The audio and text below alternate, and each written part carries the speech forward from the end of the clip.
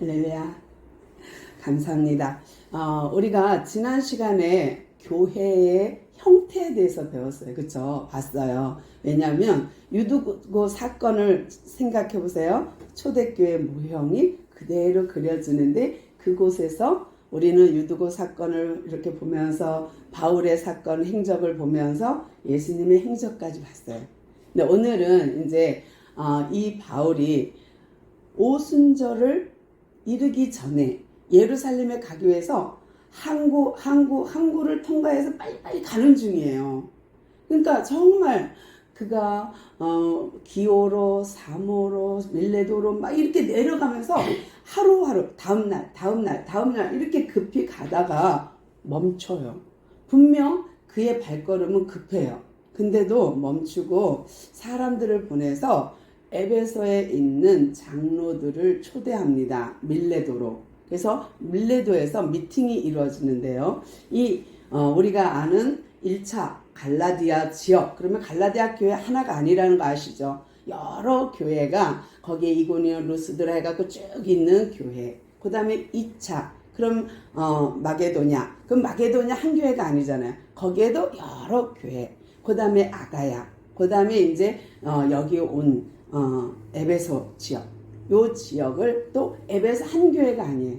여기에도 여러 지역의 여러 교회를 묶어서 에베소 이렇게 말해요. 그러니까 이 수리아 안디옥도 안디옥이라는 단어 하나로 한 도시냐? 아니요. 그 지역을 그렇게 불러주는 거예요. 그러니까 아시아.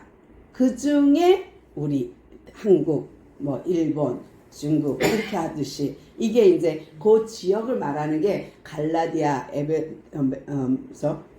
에베소서 이런 식으로다가 말하거든요. 크게 묶어서. 그런데 아니 갑작스레 지금 다음날 하고 가다 말고 밀레도에서 바울이 초대를 합니다. 장로들을. 그리고서는 그들이 오기를 기다려요. 그런데 내용을 쭉 보니까 바울이 자기 잘난 척도 아니고 이게 뭐지? 장로들을 초대했는데요. 장로라 하면 지도자잖아요. 그러니까 그전에는 이제 초대교회 때는 보통 가정에서 시작해서 가정교회에서 시작해갖고 교회 형태로 발전하는데 지금 바울이 여기저기 다니면서 전도했어요. 전도 여행하면서 사람들을 세웠어요. 그리고 그 중에 리더를 세우고 세웠어요. 근데 그 중에 리더가 누구냐? 장로예요.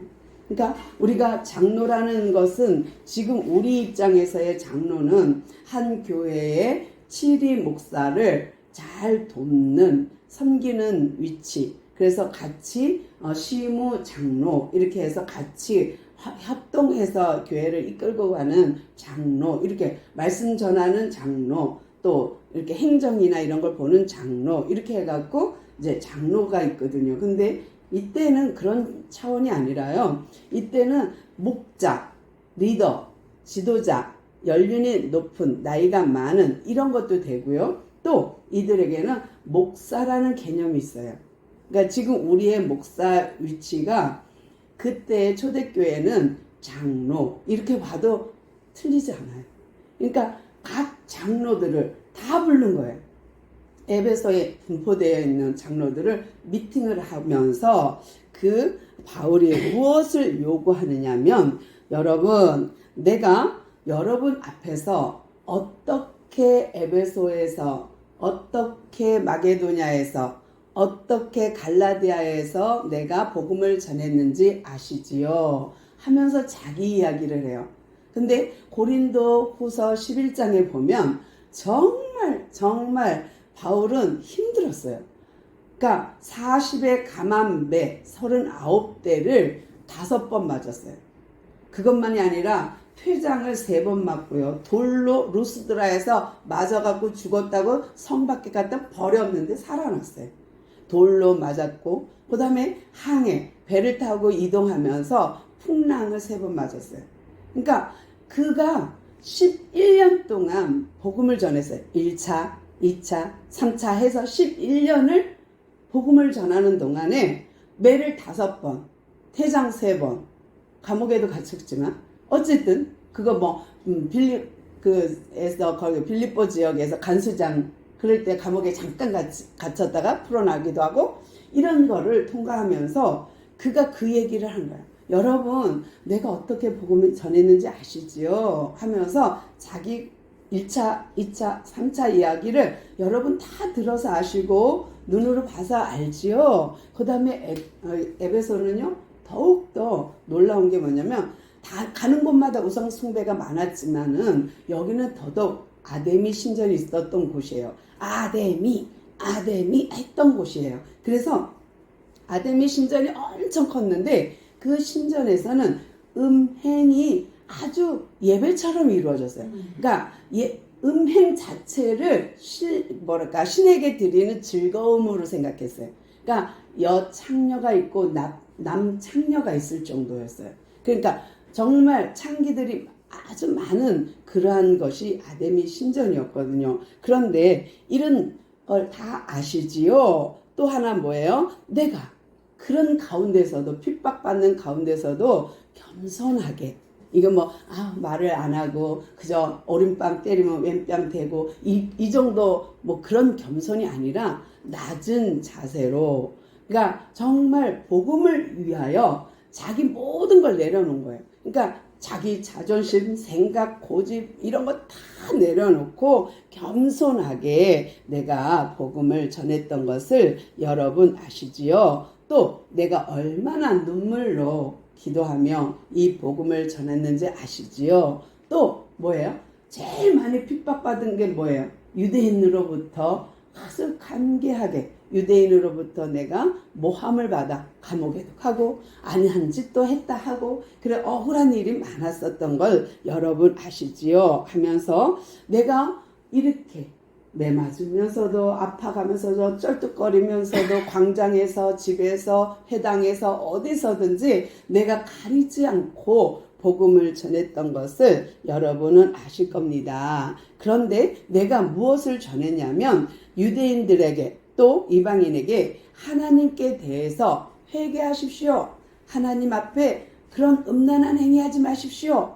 그런 우상 숭배하지 마십시오. 하고 회개를 선포했고 또 여러분이 아시다시피 그리스도 예수를 믿으면 구원받습니다. 예수님을 믿으세요 한 말을 여러분 기억할 것입니다 하면서 그러니까 장로들에게 자기가 복음을 어떻게 증거했는지 장황하게 설명을 합니다. 그런데 여기 이렇게 읽다 보니까요. 아니 자기 장로들을 불러다 놓고 자기 과거 그러니까 자랑인가? 아니면 자기가 했던 거를 왜 이렇게 다시 되짚어가지? 라는 생각과 함께 하나님께서 제게 주신 은혜는 뭐냐면 야, 너 지난번에 교회 형태 봤지? 요번에는 교회 기능이야 라는 얘기를 해주시는 거예요. 뭐야? 교회 기능이요? 그리고 또 보고 또 봐도 교회 기능이 안 보여.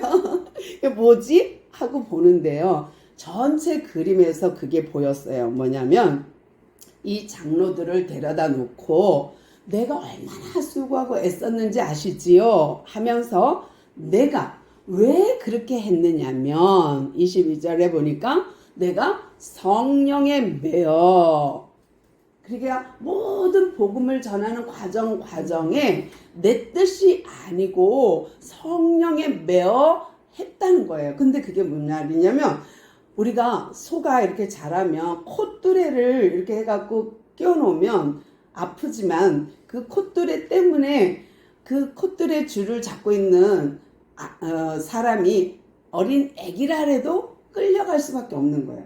왜냐하면 콧뚜레라는 것을 끼는 순간 그 코의 줄을 잡고 있는 사람이 할머니든 아저씨든 청년이든 애든 상관없이 그 줄을 잡은 자를 따라갈 수밖에 없는 게 콧뚜레예요. 그러니까 그런 의미예요. 그러니까 코를 이렇게 잡아 당기고 있는 소, 내가 그렇게 메었다. 그러니까 성령에 그렇게 메어서 사역을 한 거다.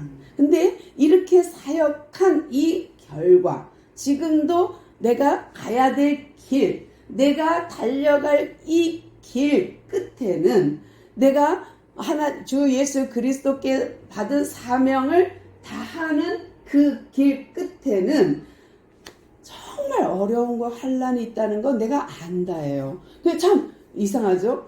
우리가 미래를 막 알고 싶어서 점도치지만 우리가 보통 나 내일 죽어 안다면 오늘 어떻게 살까요? 일주일 후에 나 죽는다는 걸 내가 아는 순간 내가 어떻게 살까요? 굉장히 자기중심적으로 변할 것 같아요.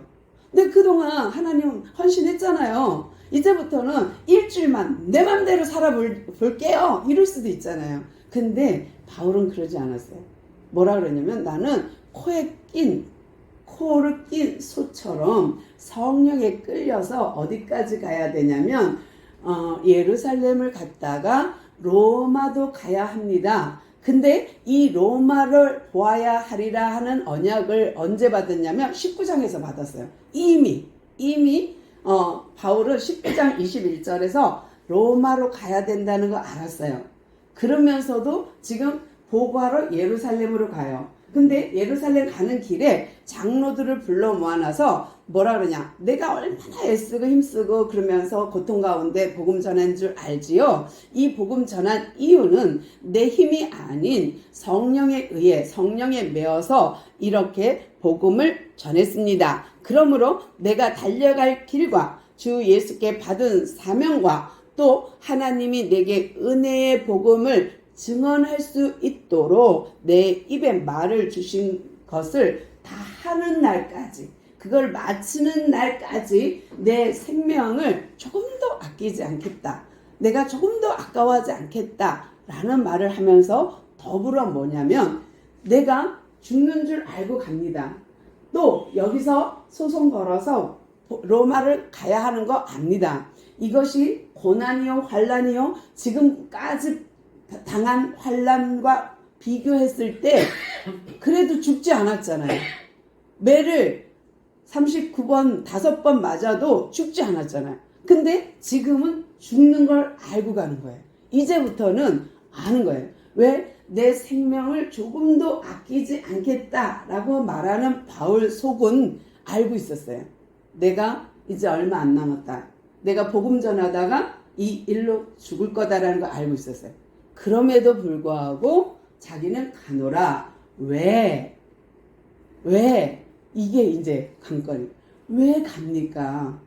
그것은 내가 하나님께로 받은 은혜, 그게 뭐냐면 피예요. 핏값이에요. 근데 내가 받은 하나님께로 받은 구원, 그 구원의 은혜, 구원의 핏값, 그 예수 핏값을 내가 다른 사람에게 전함으로 그 핏값의 죄가 없게 하기 위해요. 그러니까 내가 이 일을 함으로써 예수님이 나 대신 십자가에 죽으신 그 흘리신 보혈, 그 핏값에 내가 부름받은 종으로서, 그러니까 지도자로서, 장로로서 내가 부름받은 자로서 이 복음을 전하는 거, 이 전하는 거는 또 다른 사람들의 핏값에 깨끗하기 위함인 거예요. 그러니까 내가 부름받은 종으로서의 역할을 다 하는 거, 이 생명을 다 하는 거, 코에 꽃두레를 끼워서 이 일을 다 하기까지, 이 사명을 다 하기까지 나는 살 것입니다. 라는 고백이에요. 그러니까 바울이 계속해서 자기 잘난 척하는 것 같지만 아니에요. 계속 뭐라 그러냐면, 여러분 25절에서도 보면 보세요. 내가 여러분 중에 왔다 갔다 하면서 하나님의 나라의 말씀을 전파했지요. 알고 계시지요? 그러면서 또 여러분 다 내가 이렇게 달려갈 길 다 가고 또 예루살렘 갔다가 로마 가면서 내가 다시는 여러분 얼굴을 못 볼 것입니다.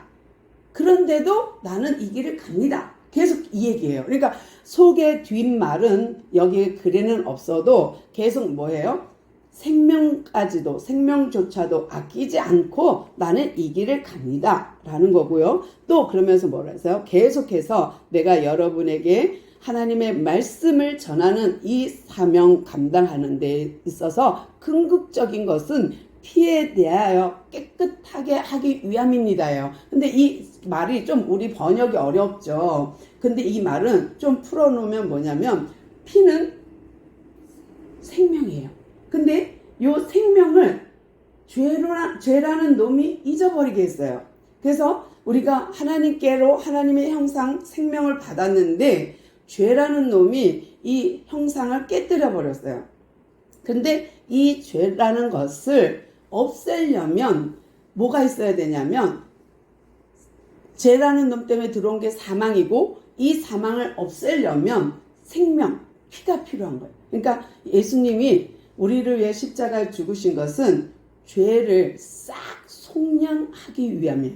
그러니까 피값, 예수님의 피값으로 속량의 의미가 있어요. 여기서 말하는 바울이 말하고 싶은 거는 속량의 의미가 커요. 또 구속의 의미가 커요. 그러니까 다른 말로 구원을 받은 구원의 의미예요. 그러니까 교회의 기능을 제가 본 것은 교회 안에는 수고와 헌신이 있대 성령에 매여서 해야 한다는 거예요. 또 교회의 기능에 있어서 내가 무엇 하든 그것은 내가 구원받은 거에 감사해서 해야 한다는 거예요. 그러니까 그 길이 혹 내 생명을 다하는 길이라 할지라도 또 그 길이 혹 나의 자존심을 내려놔야 한다는 것일지라도 또 나의 경제적인 부분을 내려놔야 된다 할지라도 하나님께서 교회에게 원하는 것은 교회는 나 교회, 유형교회, 무형교회가 있어요. 하나님께서는 나 교회에게 요구하는 것이 뭐냐면 네 생명 다하는 날까지 네 피해서 자유해야 되는 거예요. 다른 사람 피해서도 자유해야 돼요. 다른 사람 피해도 깨끗해야 돼요. 그 말은 내가 구원받은 은혜, 내가 구원받은 이 은혜의 피, 이것을 조금이라도 하나님의 나라의 사명에 감당하기 위해서 코낀 것처럼 이 일을 감당해야 한다는 그것이 교회의 기능이에요.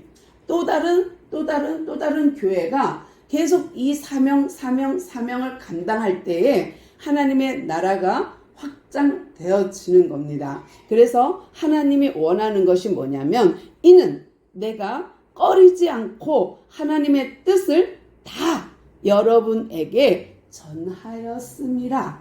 이것 때문에 내가 그렇게 수고했습니다. 내가 이것 때문에 그렇게 여러분에게 증언하는 걸로 내가 평생을 죽음에 이르기까지 이것을 하는 것입니다. 라는 거고요. 그러면서 28절 뭐라 그래요? 그 장로들 앞에서 그런데요. 내가 이제 떠나잖아요. 그러면 반드시 이런 일이 생길 거예요. 그게 뭐냐면 여러분 자신뿐만 아니라 여러분이 목양하는 여러분이 목자로 있는 그 많은 사람들에게 이단들이 나타나게 될 것입니다. 그래서 그것이 나는 염려가 되지만 반드시 그렇게 나타날 것입니다. 이단들이. 그러면서 여러분을 감독자, 목자, 지도자, 장로, 목사로 세운 것은 이 교회, 어린 양, 이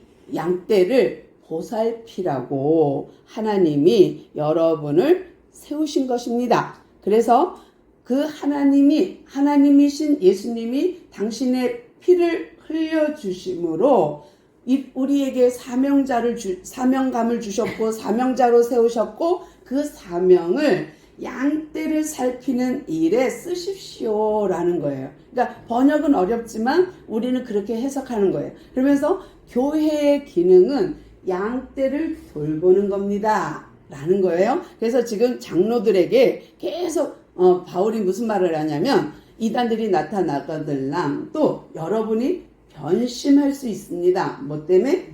돈 때문에. 여기서 보면 주는 것이 받는 것보다 낫습니다. 내가 자비량으로 선교했다는 거 아시죠? 내 일행들이 먹을 거 내가 다 내 손으로 돈 벌어서 먹였던 거 기억하시지요? 하면서 머지않아 내가 떠나고 나면 이단들이 와서 여러분이 케어하고 있는 보살피고 있는 양떼를 자기들 뜻대로 끌고 가려고 자기들 생각대로 끌고 가려고 할 것입니다. 그리고 또 하나 사람들이 점차 돈 때문에 그렇게 변질될 거라는 걸 이미 얘기해요. 그러니까 참 신기하죠. 바울이 어떻게 이걸 알았을까? 근데 조직이 생기면 조직 속에서 경제가 있어야 이 조직이 움직이니까 이 경제 때문에 변질이 올 거라는 거예요. 그러니까 변질이 되는 거예요. 그러니까 우리도 대형 교회들을 나쁘다 할 수 없어요. 그들의 역할이 엄청 컸고 지금도 큰 역할을 합니다만 거기에 지도자 하나 때문에 욕먹는 거거든요. 그 공동체 전체가 잘못한 건 아니에요. 그러니까 공동체 전체 100% 잘못 아니요. 그렇지 않아요. 그 지도자 하나의 변질이 그 사람의 하나의 잘못이 마치 교회 공동체 전체의 잘못, 이 나라 전체의 잘못처럼 말하는 거죠. 근데 실은 잘하는 일 많습니다. 또 여기서 보니까 바울이 염려하는 게 뭐냐면 이제 그 사람들을 갖다가 현혹할 뿐만 아니라 미혹할 뿐만 아니라 이제 그 속에서 계속해서 경제적인 것 때문에 이렇게 더 어려움이 다가올 것인데 그러면서 뭐라 그러냐면 내가 지금부터 32절이 답입니다. 지금 내가 여러분을 주와 그 은혜의 말씀에 부탁드립니다. 무슨 말이냐면 여러분 이런 일이 생길 거예요. 그런데 여러분이 변질되거나 장로가 변질되거나 아니면 교회에 이단들이 들어와서 양떼를 흩트거나 아니면 자기들 의도대로 끌고 가려고 할 때에 해결 방법이 있습니다. 근데 그게 뭐냐? 말씀입니다. 말씀으로 그들을 붙잡을 수 있습니다. 강건하게 할 수 있습니다. 라는 거예요. 그래서 주와 예수님과 예수 안에 모든 은혜가 있어요. 예수의 구속의 은혜, 구원의 은혜의 말씀을 부탁드립니다. 이 말씀이 여러분을 든든하게 세워주실 거고 이 말씀이 성도들을 목양하는데 양떼들을 든든하게 세울 것입니다. 그러므로 교회의 기능은 말씀이 굳게 은혜의 말씀이 있어야 됩니다. 라는 거고요. 그러면서 덧붙여서 아주 자기의 소욕을 또 한 번 얘기해요. 내가 그동안 은과 금이나 의복을 탐한 적 있습니까? 아니지 않습니까? 여러분도 그렇게 하셔야 합니다. 은과 금 탐욕에 물들면 안 됩니다. 계속 반복하면서 경제관을 심어주면서 경제를 얘기하면서 뭐라 그러냐면 계속해서 바울이 요구하는 것은 뭐냐면 말씀 위에 굳게 서십시오. 말씀 위에 굳게 서십시오. 35절 범사에 여러분에게 모든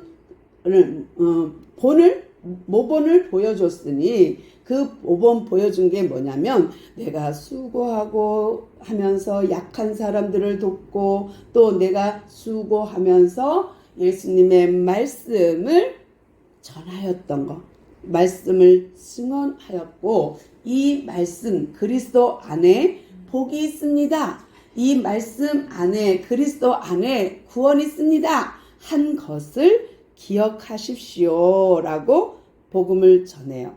그리고 나서 나는 이제 갈 거예요.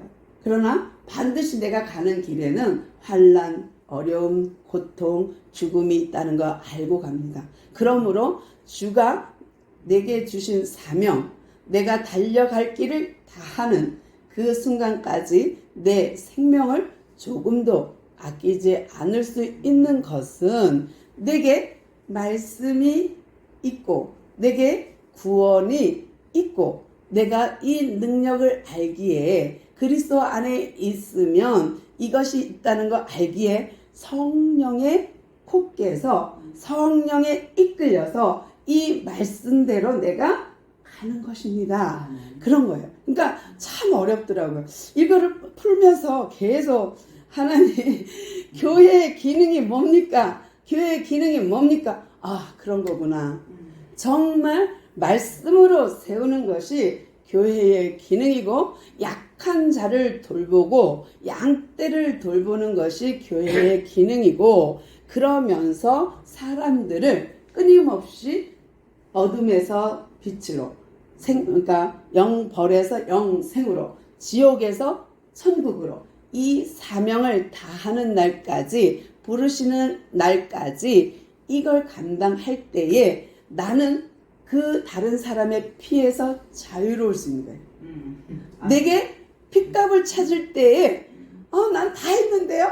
라고 할 수 있는 우리 모두 되기를 소망합니다. 네. 정말 각각의 교회로서, 무형교회로서 교회의 기능을 다하는 주말씀 교회 우리 성도들 되기를 소망합니다. 기도할게요. 하나님 감사합니다. 오늘도 우리로 하여금 바울이 장로들을 초청해서 마지막 당부한 것, 자기 자랑이 아니라 내가 얼마나 수고했는지, 내가 얼마나 알뜰히 아낌없이 사랑했는지가 아니라 교회의 기능을 설명하고 싶어서 이렇게 장황하게 자기를 드러냈던 것을 보게 되었습니다. 주님, 우리도 바울처럼 교회의 기능을 다하게 하시고 무형교회로서 이 땅에 살면서 자기의 몫을 다하는, 생명이 다하는 날까지 사명 감당할 줄 아는 우리가 되게 하시고 성령에 매어 사는 우리가 되게 하옵소서. 오늘도 우리 함께 하신 주님을 찬양하오며 우리 주 예수 그리스도의 이름으로 간절히 기도드려옵나이다. 아멘.